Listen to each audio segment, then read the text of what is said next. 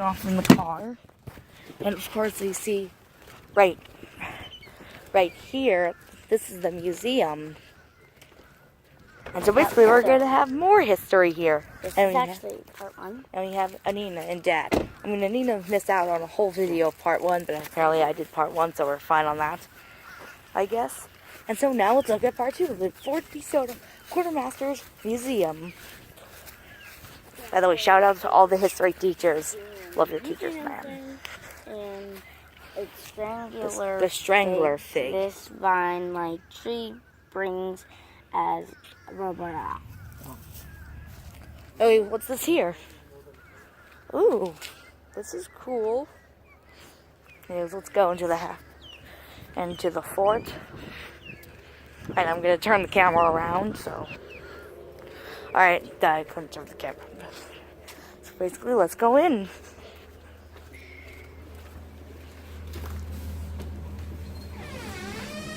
How you guys doing? How are you? Doing good.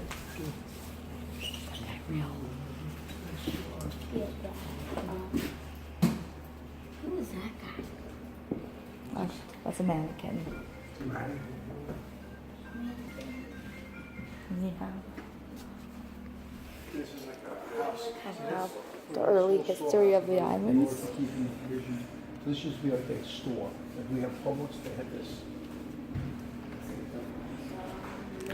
Ooh, and here's this, the exploded cannonball. Civil War era. Soldier, sand, and strategy. The Civil War years. Stayed the other fort.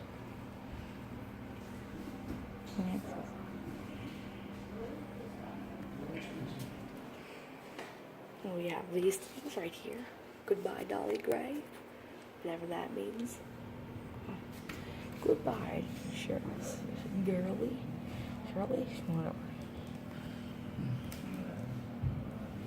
Wow, this is cool. Ooh, and look at those medals right there. America for... Have these facts here. Yeah, like this.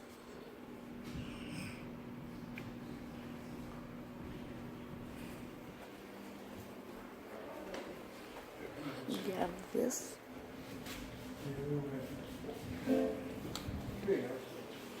And here's this. By General Orders Number 43, War Department, dated Let's look April at this. 4th, 1900, 613 acres of Mullet Key received the name of Fort DeSoto in honor of Hernando de Soto, the Spanish explorer who nearly 400 years previously was commissioned by the King of Spain to undertake the conquest of Florida. To find out more about life at the fort, make a selection here.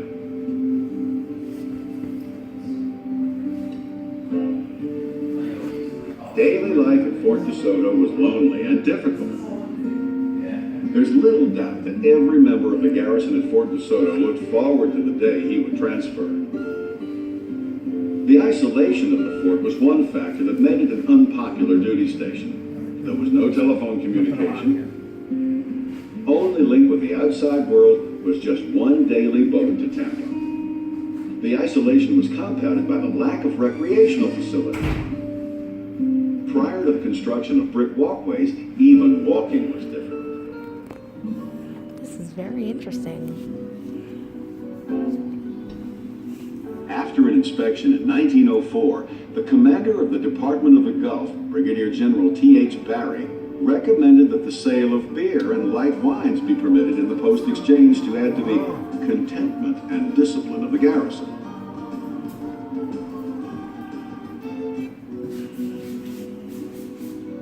What the heck is that? Sandy mosquitoes? The sunny, sandy beaches would have provided recreation for the men, except for the hordes of mosquitoes.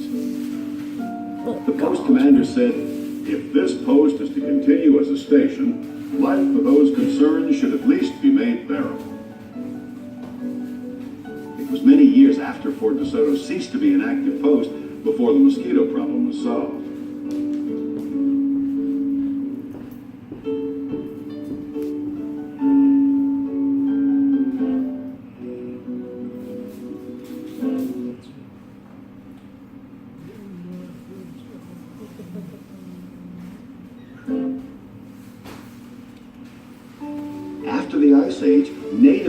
Americans made Florida their home and left clues about their culture.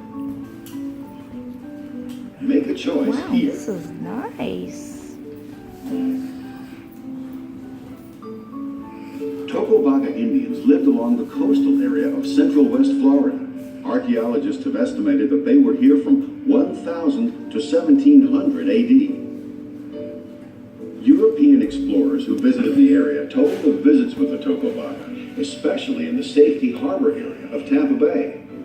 The Tocobaga were a maritime people, living off the bounty of the sea, who hunted animals and collected edible plants. Oh, but here's some more stuff over here, like this. Rich culture. This. As late as 1612, the Tocobaga were still living in the Tampa Bay area and continued to exist as a distinct group for another century.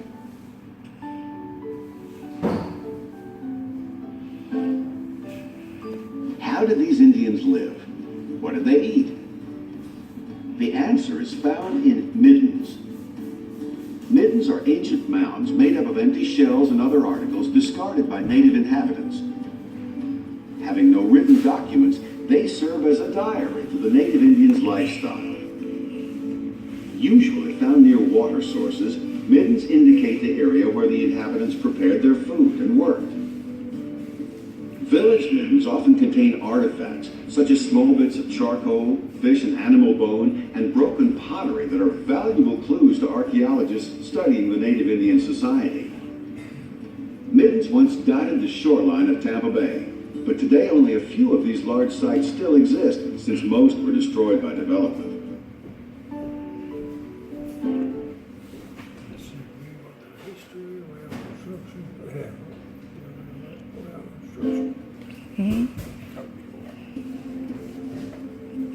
FortDeSoto was constructed over an 8-year period, from 1898 to Oh, after this we should do 1906. closing the fort in World War II. All incoming ships passed between Mullet Key and Egmont Key on the way to Port Tampa. To protect ship traffic entering the port, the two keys were selected as sites for fortifications.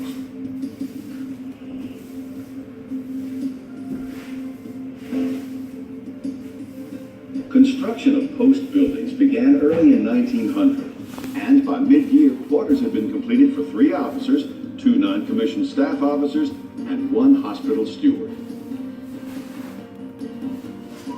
A 100-foot barracks was erected by the spring of 1901. At the end of that year, more structures were finished, including a hospital, storehouse, shop for blacksmiths and carpenters, stable, guardhouse, administration building, mess hall, and kitchen and bakehouse. Most buildings were wood with slate roofs. By 1906, 29 buildings had been erected at a cost of more than $120,000, excluding the cost of water and sewage systems.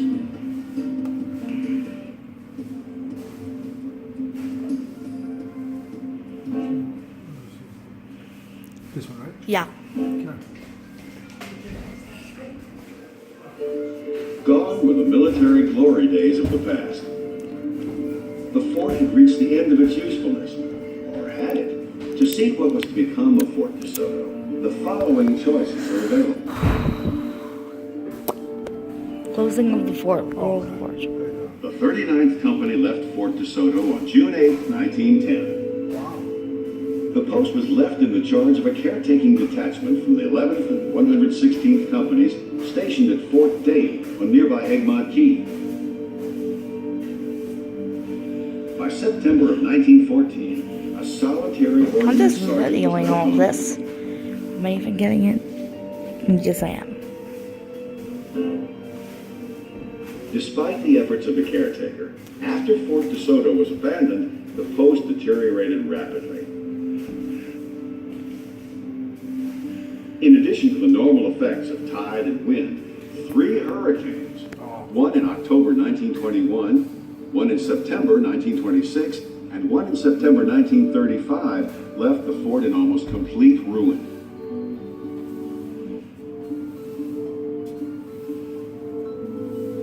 Bird refuge? Refuge. In 1938, the War Department transferred the greater part of Mullet Key to the Department of Agriculture for use as a wild bird refuge. In 1939, the U.S. Department of the Interior assumed control of the bird refuge. So the visitors to the Key mostly became the two-legged feathered kind. That too would change.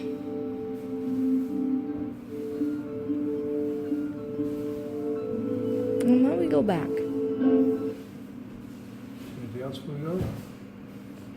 I think we should do like Friends of FortDeSoto. Maybe, and then do the credits. And then we'll do FortDeSoto today. Yeah. Friends of Fort DeSoto Incorporated is the community volunteer organization of Fort DeSoto County Park. The group participates in conservation and Are other those turtles? improvement efforts through financial contributions and creative programs. Very interesting, guys. With the support of park staff, the Friends have undertaken Well, I wonder if projects any such as the history Barrier-Free teachers Nature would do Trail this. and the Fort DeSoto Something Museum. like this. Get on that The history Friends teachers. have worked Do over the it. years to increase public awareness DeSoto. of and improve the general accessibility to the rich historical and environmental resources of the park. New members are always welcome.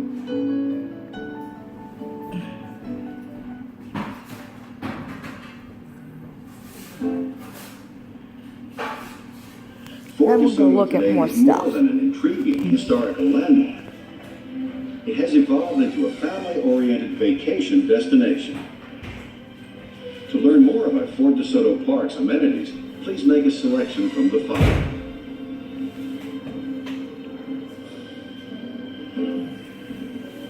Historic Fort DeSoto has this country's last surviving carriage-mounted seacoast mortars, as well as the last two 1898 Model 6-inch guns. These last two guns were brought from Fort Dade on Egmont Key in 1980, took 2 years to refurbish, and were mounted at Fort DeSoto in 1982. Tours of Fort DeSoto, built in 1898, are available for groups by appointment. There's also a self-guided historical trail. Fort history and park literature may be obtained at Oh, we saw that on the Fort American headquarters. flag.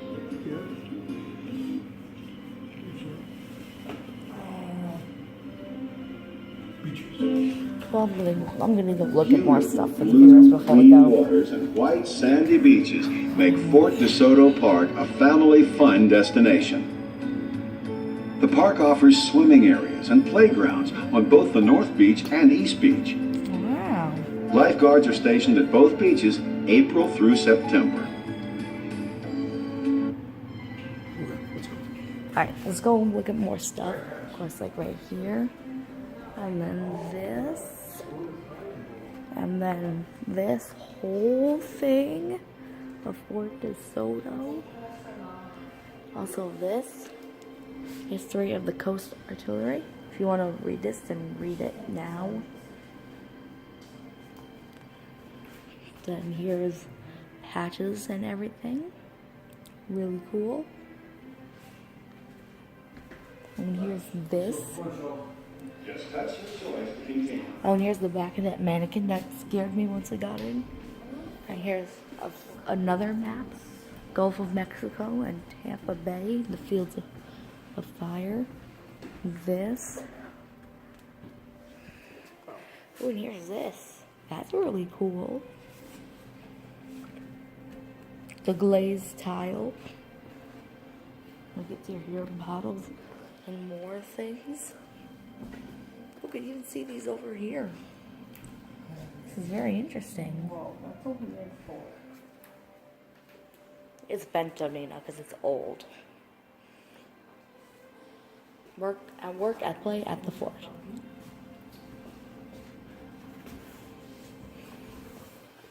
And here's an outside view of a door. Outside view. And here's like a woman thing. Here's this.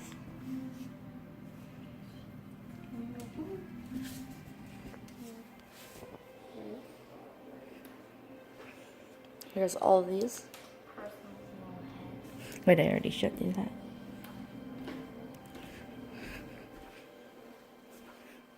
Here's these World Warriors. Mac Dill's fighting engineer.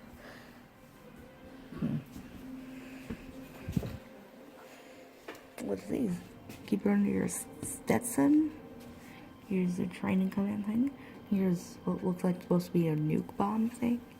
Here's a tiny bomb, a target practice bomb. The Coast Artillery Corps of the United States Army. And there's the tail detonator. Wait, what are you doing?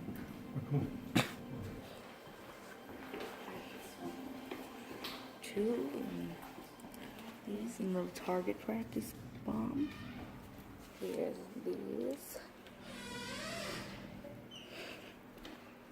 And here's this. Coming. Say goodbye to the mannequin. And yeah, that was part 2, guys. Hope you like, subscribe, ring the bell to get more notifications. See ya. Say bye, Nina. So do you have any viewers at all, by the way? Just some. Oh, okay. And here, and say bye, Dad. What? Say bye. Bye. Anyways, this is Charlie signing out.